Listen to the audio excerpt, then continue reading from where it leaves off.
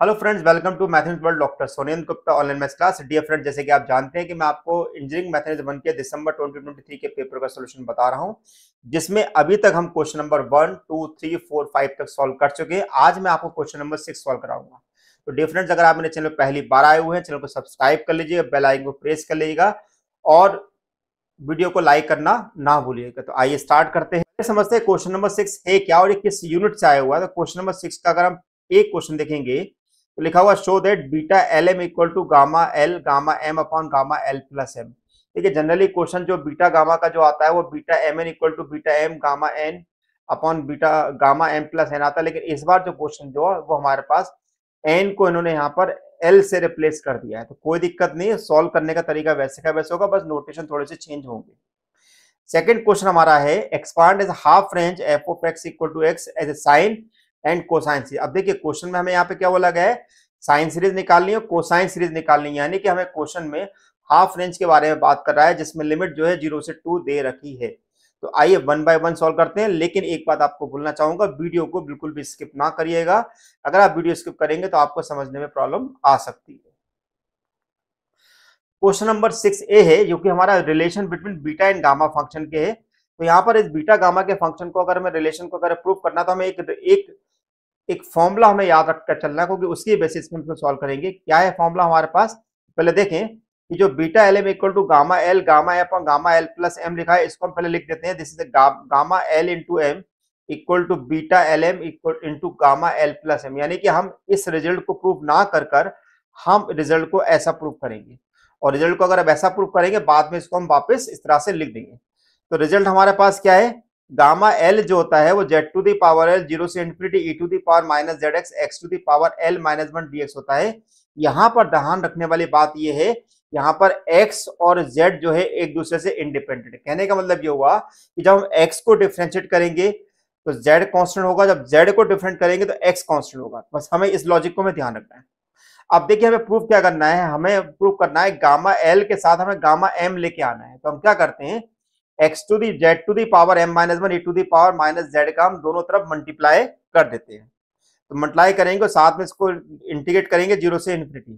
क्या मिलेगा, 0 to infinity gamma L Z to the power M minus 1 E to the power minus Z D Z equal to 0 से infinity z to the power m minus 1 e to the power minus z to the power l 0 से infinity e to the power minus zx x to the power n minus 1 dx। अब हमें करना क्या है, इस वाले portion को ध्यान से देखो। ये वाला पोर्शन जो है हमारे पास गामा n के बराबर है, यानी कि ये तो हमारे पास डायरेक्ट गामा m लिखा जाएगा। अब जो भी कुछ करना है हमें यहाँ पे सॉल्व करना है। तो सॉल्व करते समय हम ध्यान कर रखेंगे, हम जितने भी z वाली टर्म है उसको एक साथ देख देंगे और x वाली टर्म को अलग कर देंगे।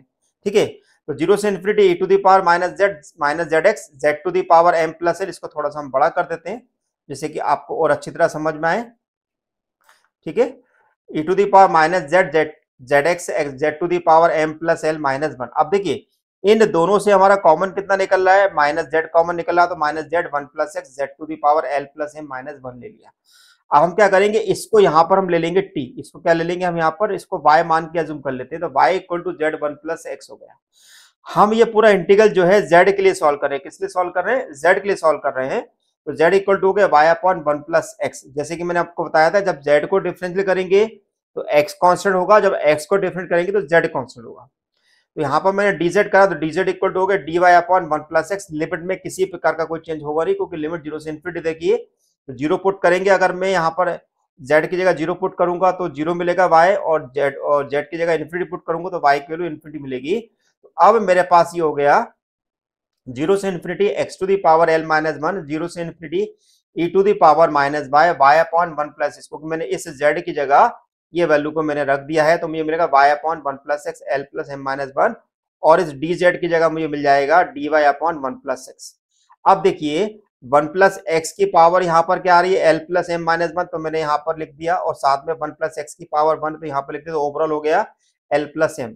अंदर बचेगा 0 से infinity e to the power minus y to the power l plus M minus 1 dy। अब देखिए, इस लॉजिक को देखिएगा, हम जानते हैं गामा l जो होता है वो 0 से infinity e to the power minus x to the power l minus 1 आ रहा है। अब ये हमारे पास l की जगह कितना आ रहा है, यहाँ पर l प्लस m आ रहा है। तो इसका मतलब ये है कि हम इस पूरे को लिख सकते हैं गामा l प्लस m। क्या लिख सकते हैं, गामा l प्लस m।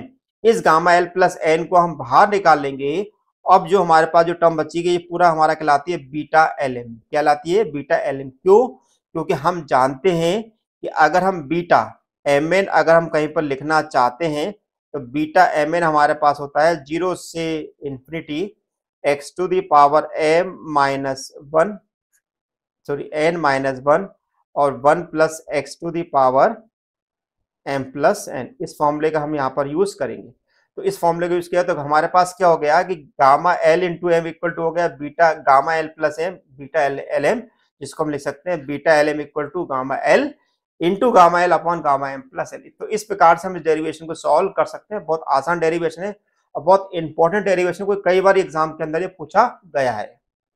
इसी का सेकंड क्वेश्चन हम देखें, expand as a half range f of x sine series and cosine series for the interval 0 to L। अब 0 to L की जगह हमें यहाँ पे क्या दिया? 0 से 2 दिया हुआ है। इसका मतलब ये है कि क्वेश्चन में हमें L की वैल्यू जो है 2 के बराबर दे रखी है। तो हाफ रेंज साइन सीरीज का फॉर्मूला होता है f of x n equal to 1 से इंफिनिटी bn sin n पर x अपॉन l, और L की वैल्यू मेरे पास है 2, तो bn sin n पर x अपॉन 2 हो गया। अब हमारा फॉर्मूला क्या होता है? bn equal to 2 upon L. आपको दिख रहा होगा भाई 2 अपॉन 2 लिखा नहीं, 2 एक्चुअली वो है 2 अपॉन एल। तो एल की वैल्यू 2 दी है इसलिए वो 2 अपॉन 2 दिखाई दे रहा है।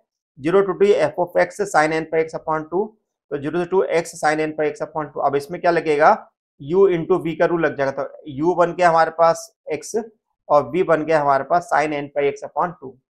अब हमने u इंटू बी का रूल यहाँ पर अप्लाई किया तो x into minus 2 upon n pi cos n पर x upon 2 minus then again minus 4 upon n square pi square sine n pi x upon 2 हो गया। जैसे ही मैं यहाँ पर 2 रखूंगा तो मेरे को पहला टर्म मिलेगा minus 4 upon n pi cos n pi, minus minus plus हो जाएगा तो आपको मिलेगा 4 upon n square pi square sine n pi. और मैं जानता हूँ कि साइन एन पाई का मान 0 होता है और कॉस एन पाई का मान minus 1 to the power n होता है।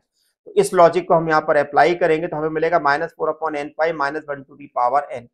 अब इस बी एन की वैल्यू को हम इक्वेशन नंबर 2 में रख देंगे जिससे कि हमें रिक्वायर्ड साइन सीरीज मिल जाएगी। तो इस प्रकार से हमारे पास साइन सीरीज का वैल्यू निकल के आएगा। अब नेक्स्ट हम बात करते हैं इसका कोसाइन।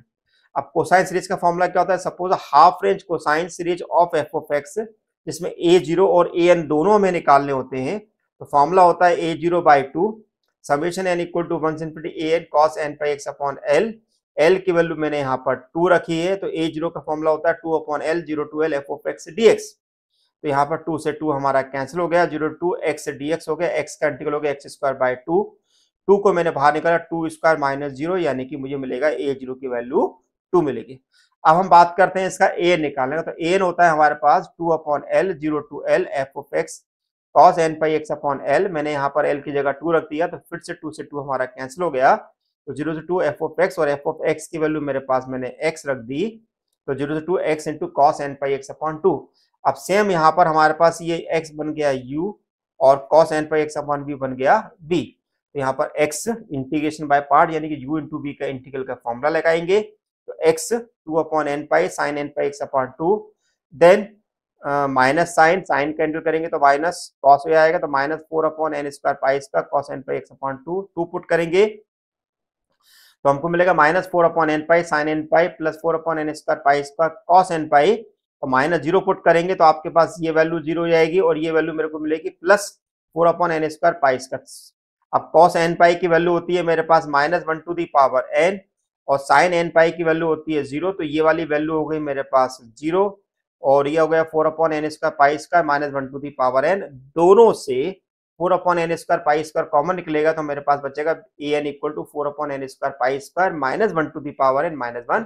इस a0 और an की वैल्यू को इक्वेशन नंबर 3 में हम रख देंगे या इक्वेशन नंबर 1 में रख देंगे तो हमारे पास मिलेगा f of x 1 plus 4 upon pi square n equal to 1 से infinity minus 1 to the power n minus 1 upon n square cos n pi x upon n। तो डियर फ्रेंड मैंने आपको यहाँ पर क्वेश्चन नंबर 6 सॉल्व करा दिया है। I hope आपको यह सॉल्यूशन पसंद आया होगा। क्वेश्चन की प्रैक्टिस करिएगा जिससे कि आपसे क्वेश्चन बने, क्योंकि बनना बहुत जरूरी है। और तो आपको मेरा वीडियो लेक्चर कैसा लगा है मुझे बताइएगा। अगर आप कोई भी क्वेश्चन मुझसे पूछना चाहते हैं लेक्चर से रिलेटेड आप लेक्चर के कमेंट बॉक्स में पूछ सकते हैं। तो thank you for watching my channel doctor Sunil Gupta. Thank you so much.